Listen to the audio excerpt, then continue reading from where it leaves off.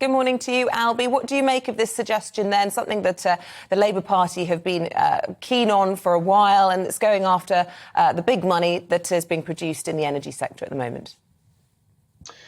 I think it's probably going to be something which is quite likely to happen. If the reports are to be believed, there's a £50 billion black hole in the public finances, and the Chancellor and the Prime Minister want to fill that black hole either by using tax rises and also efficiency savings in public services. So essentially, spending cuts. A windfall tax will be seen as a relatively politically easy decision to make because, of course, the energy companies are making so much money because of the energy cost inflation that we are seeing. So I'd be very surprised if we didn't see an extension of the windfall tax in the autumn statement on November the 17th.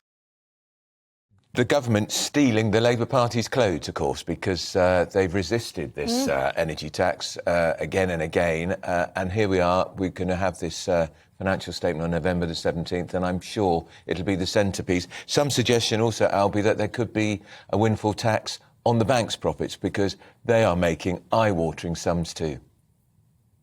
Well, of course, but windfall taxes, I think we've got to remember, it's not just a Labour idea. Of course, you may remember that in 1981, Margaret Thatcher put a windfall tax on oil and gas and indeed the banking companies as well. So this is not some sort of left-wing idea. It really is a way that governments can raise tax revenue in a relatively politically easy way without putting it on to ordinary consumers. And it can be seen to be something which is quite a popular move.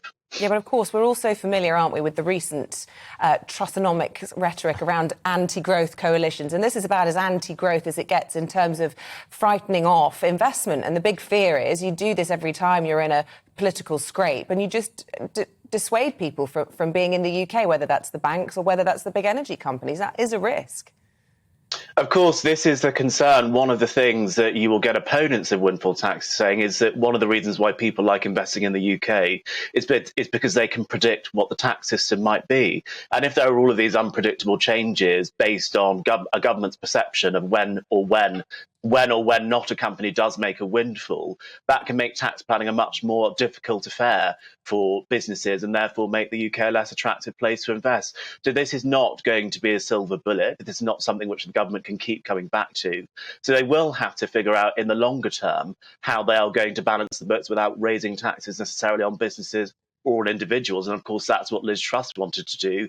She wanted to focus on growing the economy. And we've not heard very much from Rishi Sunak about how he wants to do that. The £7 billion BP made in the last quarter, it's jaw-dropping, isn't it? £7 billion.